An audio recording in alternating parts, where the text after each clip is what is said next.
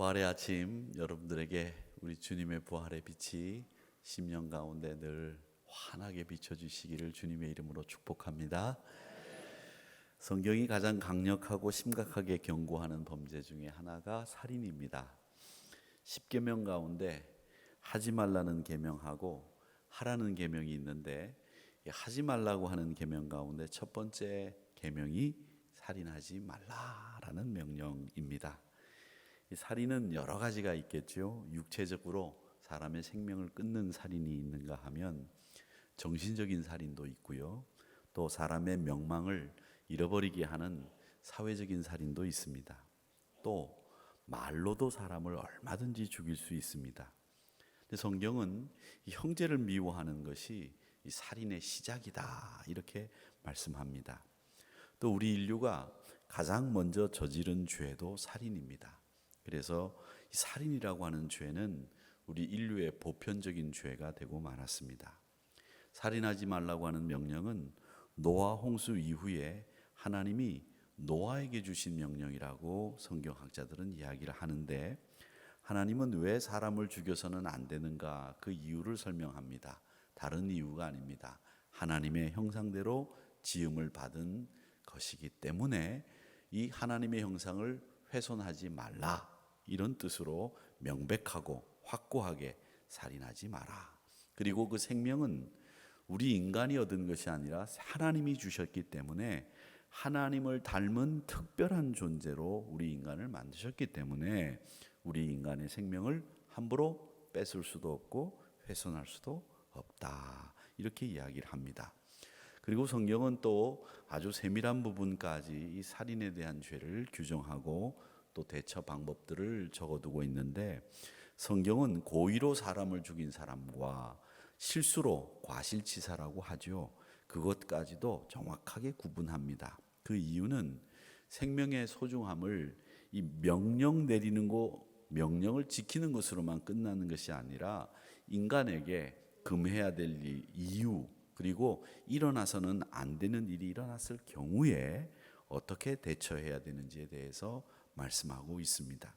출애굽기 21장 13절 14절의 말씀에 보면, 만일 사람이 고의적으로 한 것이 아니라 나 하나님이 사람을 그 손에 넘긴 것이면 내가 그를 위하여 한 곳을 정하리니 그 사람이 그리로 도망할 것이다. 사람이 그의 이웃을 고의로 죽였으면 너는 그를 그 내 제단에서 잡아내려 죽일지니라, 이렇게 이야기하시면서 고의로 죽인 것과 또 실수로 사람을 죽인 것과를 차별을 두고, 실수로 사람을 죽였을 경우에는 그 사람을 살려둘 수 있는 방법까지도 마련해 두셨다는 겁니다. 예를 들자면 고대 사회에서는 이런 일이 있었다고 그래요. 나무를 벨 때 도끼가 제일 좋은 도구 아니겠습니까? 근데 그 도끼로 나무를 찍다가 도끼날이 자루에서 빠질 경우가 있습니다. 그 빠진 날이 날아가서 옆에서 같이 나무를 베던 친구의 머리에 맞습니다. 그 친구가 죽었습니다. 요즘 말로 이야기하면 과실치사라는 건데, 그런데 죽은 사람의 가족 입장에서 보면 살인자를 그냥 둔다는 건 억울하죠. 그래서 가해자인 친구를 쫓아갑니다. 그럴 경우에 어쩔 수 없이 과실치사를 저지른 사람이 도망가서 피할 수 있는 장소와 제도를 주셨는데, 이게 민수기 35장에 나오는 도피성이라는 제도입니다. 이때 대제사장이 도피성에 가 있는 사람이 이제 도피성에서 살고 있다가 대제사장이 죽으면 그때는 모든 죄가 면하게 돼서 이전의 모든 죄가 사면이 되면서 이 도피성에 있는 사람이 사회로 나와서 살아도 이제는 그 사람을 더 이상 죽일 수가 없게 되는 이런 일들이 있었습니다. 완전히 죄가 사면이 되는 거죠. 이게 곧 대제사장이신 그리스도 예수가 우리를 대신해서 죽으심으로 우리 인류가 죄에서 완벽하게 사해 주시는 모델이 된 겁니다. 이게 도피성 제도입니다. 생명에 관한해서 이렇게 이스라엘은 아주 엄격하고 또 세밀하고 그리고 명백한 율법이 있었다는 것을 우리에게 보여주는 대목입니다. 오늘 요한복음 11장 말씀을 읽었는데, 이 11장 말씀은 마르다 마리아의 자매 그리고 오라버니 나사로에 관한 얘기입니다. 신약 성경 가운데 가장 유명한 사건이고 생명과 사망이라고 하는 것을 아주 극명하게 잘 대비하면서 우리에게 생명이 뭐냐라고 하는 것을 보여주는 사건입니다. 특히 죽음의 자리에서 부활하는 나사로를 통해서 이 부활이라고 하는 것은 생명을 얻게 되는 일이다라는 것을 보여주시면서 주님이 이 부활이고 생명이라고 하는 엄청난 고백을 하게 하는 그 주님이 우리의 부활이십니다. 우리의 생명이십니다. 이 고백을 하게 되는 말씀이 오늘 말씀입니다. 그 가운데 마르다가 한 말은 주님께서 어떤 사역을 하셨고 또 당시에 주님에 대해서 사람들이 어떤 생각을 가지고 있었는지를 대변해 주는 말인데 마르다가 뭐라고 얘기했습니까? 나사로가 죽고 난 뒤에 사흘을 지나서 예수님이 나사로가 죽은 자리에 도착하니까 마르다가 제일 일성으로 한 말이 뭐냐면 주님 여기 계셨더라면 내 오라버니가 죽지 않았을 겁니다 라는 말을 했습니다. 이 말은 당시에 예수님을 믿는 많은 사람들이 마르다를 비롯해서 많은 사람들이 주님이 사람을 살릴 수도 있고 사람을 치유할 수 있는 능력을 가지고 계시다 이걸 믿고 있었다는 겁니다. 반대로 또 이 말은 마르다가 한 말의 뜻은 오라버니가 죽어서 이제 나흘이나 돼가지고 썩은 냄새가 나니까 이제는 틀렸습니다 라는 뜻도 됩니다. 더 이상 희망이 없다는 얘기죠. 부활의 경험을 정말 제대로 하지 못하면 이 믿음은 없는 거나 똑같습니다. 이 믿음은 어디에서부터 출발하느냐? 우리 교회는 어디서부터 출발했느냐? 부활을 증거하면서부터 교회가 시작됐고 우리 초대교회 신자들의 믿음은 어디서부터 나왔느냐? 부활을 믿는 믿음에서부터 시작이 됐습니다. 그렇기 때문에 완전히 생명이 떠나서 이제는 썩은 냄새가 나니 이젠 틀렸습니다라고 하는 이 마르다의 마음속에는 부활이 아니라 절망이 자리 잡고 있었던 겁니다. 현실이 절망뿐인 거죠. 아골골짜기를 마치 가득 메우고 있는 이 해골을 보는 느낌을 마르다는 가지고 있었던 겁니다. 살아있는 것이라고 하는 것은 아무것도 없는 그런 상태가 돼서 이 나사로는 죽어버렸고 이제 우리는 슬퍼할 일밖에 없고 우리 마음속에 절망밖에는 없습니다. 예수님 왜 그때 우리 곁에 계시지 않으셨어요? 이제는 썩은 냄새가 나서 틀렸습니다. 이 이야기를 하고 있는 겁니다. 오늘 이 요한복음 나사로를 살린 이야기는 아주 상세하게 표현이 되어 있고 이 사건을 중심으로 어떤 일이 벌어지냐면 이제 비로소 예수님을 정말 죽여야 되겠다 이런 생각을 가지고 유대인들이 바리새인들이 서기관들이 음모를 꾸미기 시작한 사건이 바로 이 나사로를 살리신 사건 이후에 일어난 일들입니다. 10장에서부터 보면 이 말씀은 어떻게 이야기가 되고 있느냐 하면 예수님은 수전절이라고 하는 절기 때 예루살렘에 계셨어요. 유대인들에게는 아버지와 내가 하나라고 하는 말씀을 하셔서 공분을 사고 이 돌을 맞을 뻔합니다.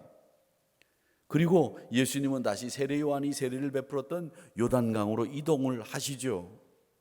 그곳에서 마리아, 마르다 오라버니인 이 나사로가 죽었다는 소식을 듣습니다.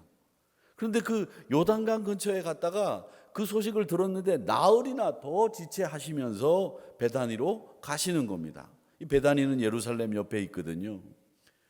그리고 마르다에게 아주 중요한 말씀을 하시게 되는데 그 말씀이 25절, 26절의 말씀입니다. 뭐라고 되어 있습니까? 11장 25절, 26절에 나는 부활이요 생명이니 나를 믿는 자는 죽어도 살겠고 무릇 살아서 나를 믿는 자는 영원히 죽지 아니하리니 이것을 네가 믿느냐 그렇게 말씀하셨습니다. 자, 제가 예수님을 대신해서 여러분들에게 묻겠습니다. 무릇 살아서 나를 믿는 자는 영원히 죽지 아니하리니 이것을 우리 사랑하는 성도 여러분 믿으십니까? 할렐루야, 감사합니다. 대답이 이렇게 강하게 세게 나올 줄 몰랐어요. 아멘 이럴 줄 알았더니 아멘 이렇게 나와서 감사합니다.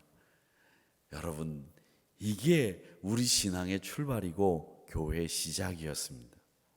그러니까 이 말씀 하시고 난 뒤에 마르다가 뭐라고 얘기하느냐, 27절에 마르다의 얘기가 나옵니다. 이르되 주여 그러하외다.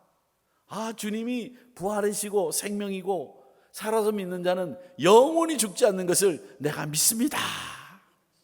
주는 그리스도시요 세상에 오시는 하나님의 아들이신 줄 내가 믿나이다. 그렇게 말씀하셨습니다. 얼마나 멋있습니까?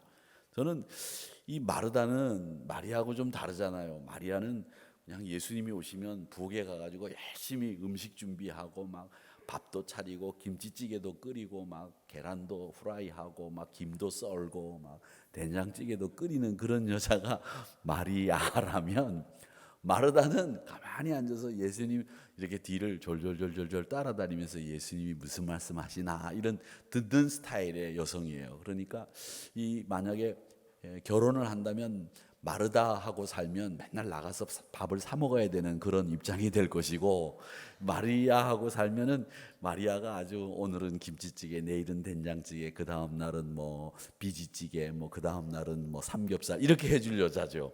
완전히 성격이 달라요. 성격이 다른데 이 마르다가 좋은 게 하나 있어요. 그 즉시 그 마음속에 있는 말을, 예수님을 향한 말을 즉시 표현을 하는 거예요. 그러니까 오늘 여기 말씀에도 내가 생명이고 부활이니 무릇 살아서 믿는 자는 죽지 않는다라는 말 하니까 바로 마르다가 나서서 그러하외다. 내가 그걸 믿고 그리스도께서 세상에 오시는, 우리 주님이 세상에 오시는 하나님의 아들이신 줄 내가 믿습니다. 이렇게 고백을 한다는 거죠. 죽음의 세력이 얼마나 크고 무서운 것인지, 그 죽음의 세력 앞에 짓눌려 사는 이 마르다가 주님 앞에 무릇 살아서 믿는 자는 영원히 죽지 않는다는 말을 하시는 그 순간에 주여 그러하외다, 내가 믿나이다, 이렇게 고백했다는 겁니다. 근데 여러분, 우리의 상황과 예수님 당시의 상황은 완전히 달라요. 우리는 지금 굉장히 발달되어 있는 의학기술의 덕을 보고 있습니다.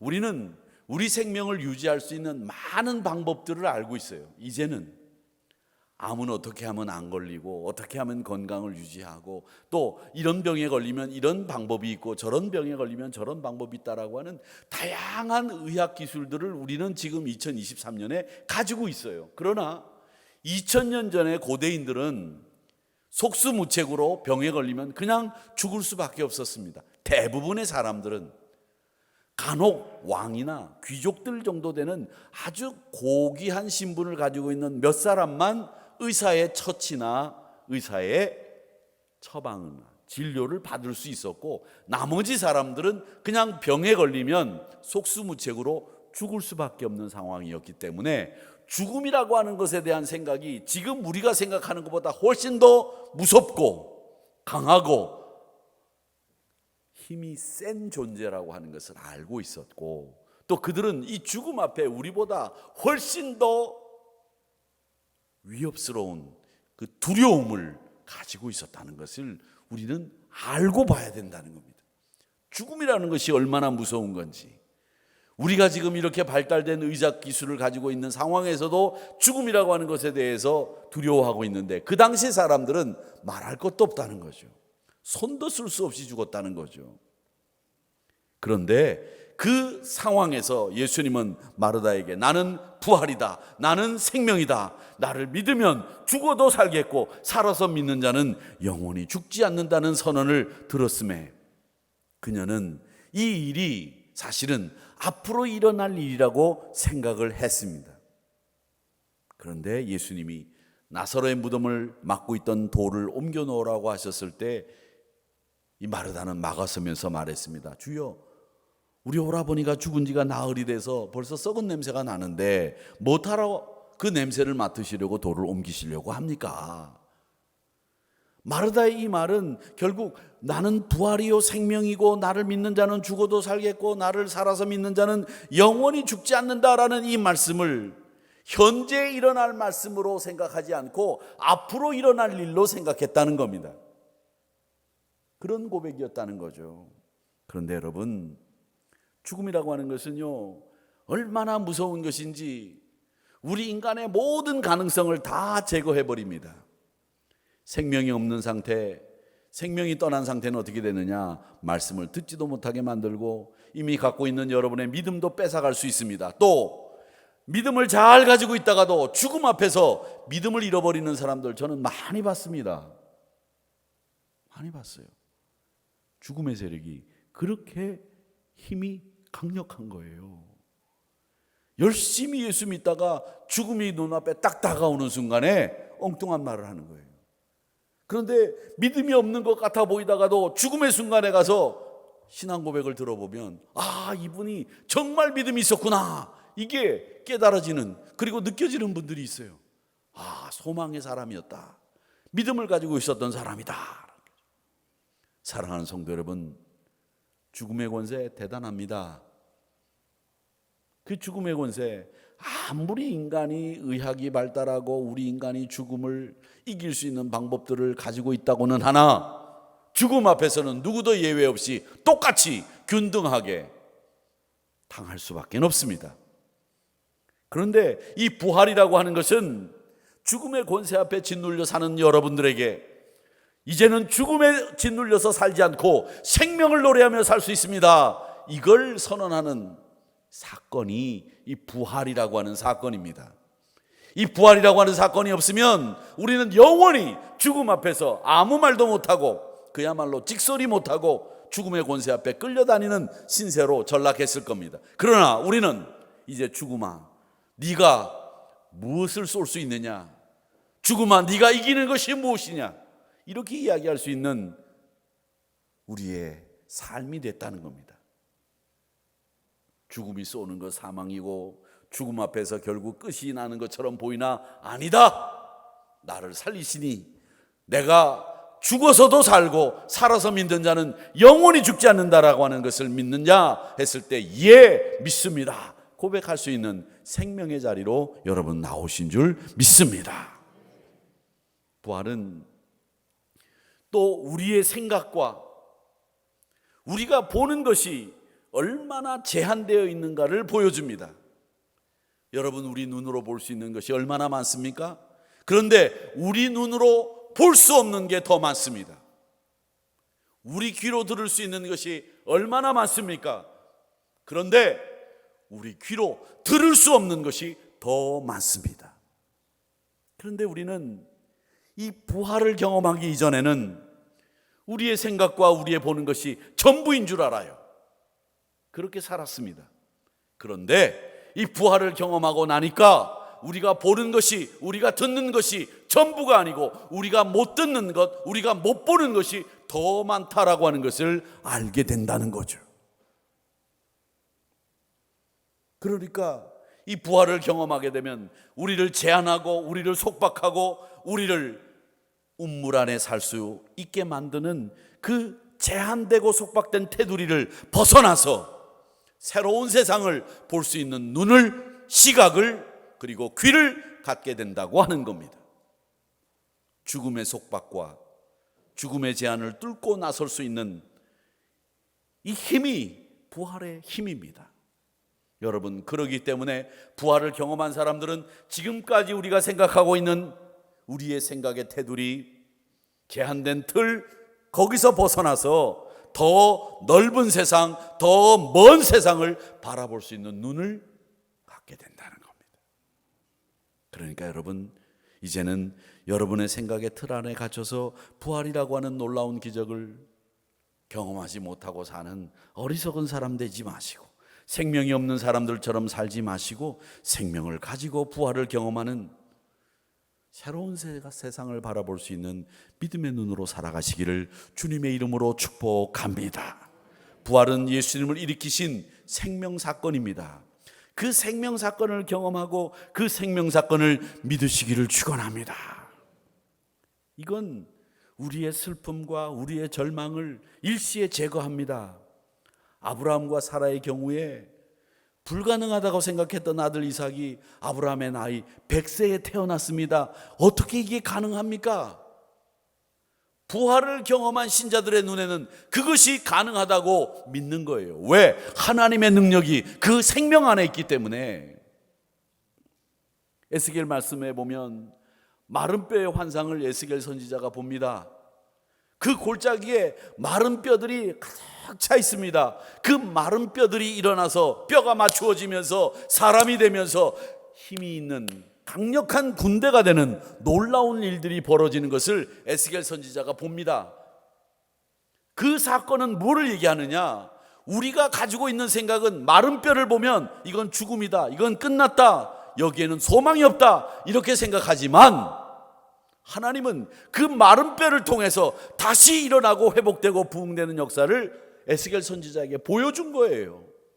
그렇기 때문에 이 부활을 경험한 사람들은 마른 뼈를 보는 것이 아니라 마른 뼈를 통해서 일하시고 역사하시는 하나님의 군대의 역사를 보는 거예요.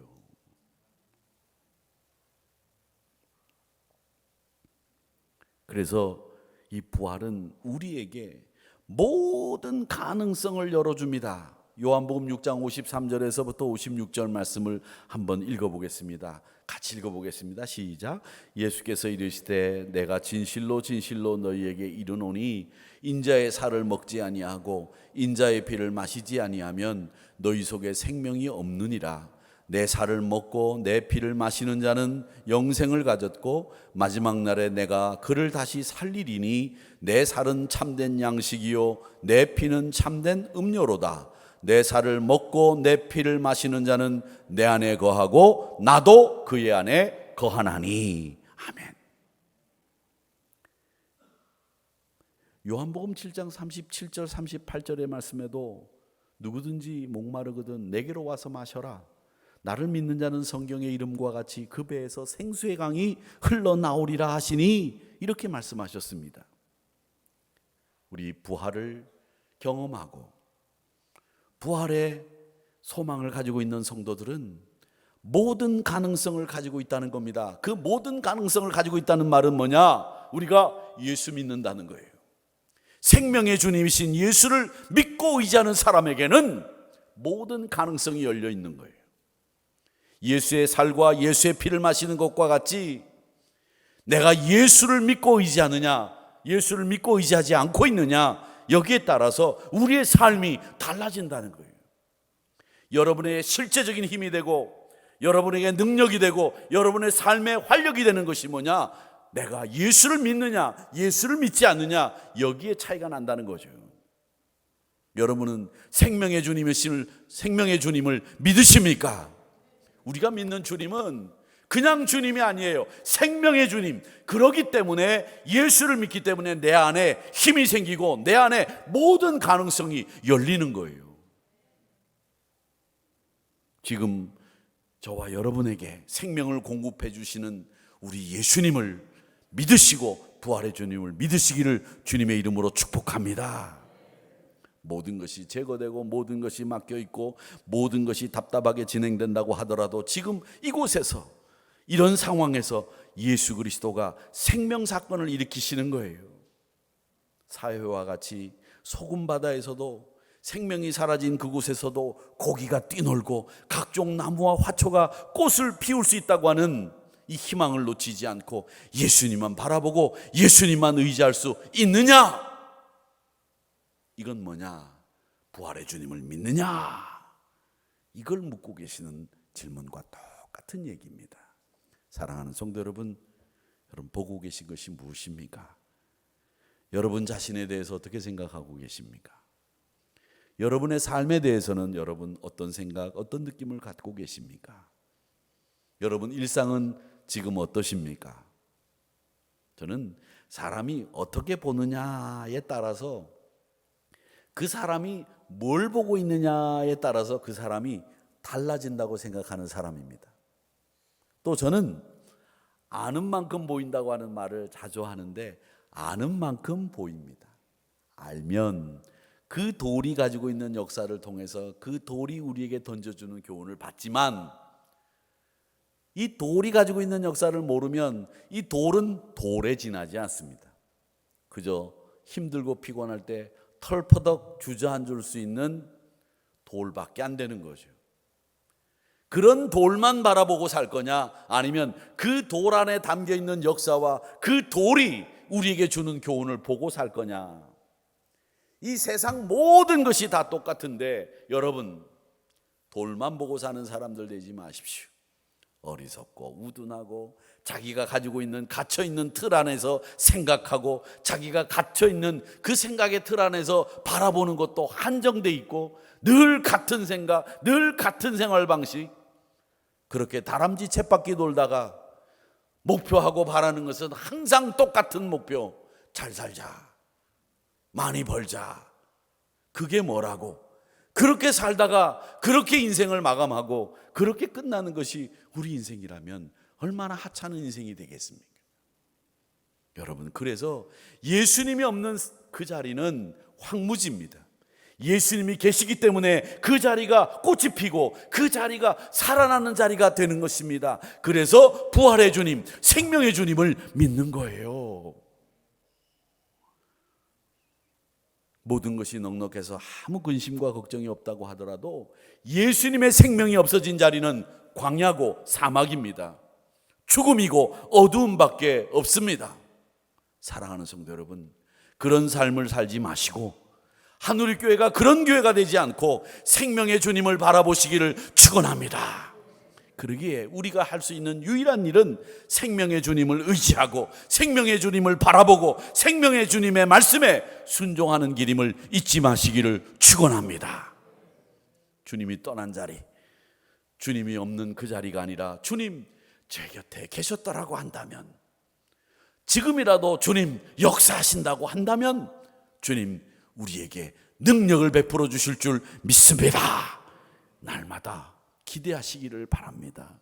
마르다처럼 주님 틀렸습니다, 냄새납니다, 이 말이 아니라 주님 냄새가 나더라도 주님이 일하시면 우리 오라버니 살아납니다, 이 믿음으로 무장하시는 우리 모두가 되시고 생명의 주님만이 우리의 소망이요 우리의 기대라고 하는 것을 잊지 않는 우리 하누리 성도님들이 되시기를 주님의 이름으로 축복합니다.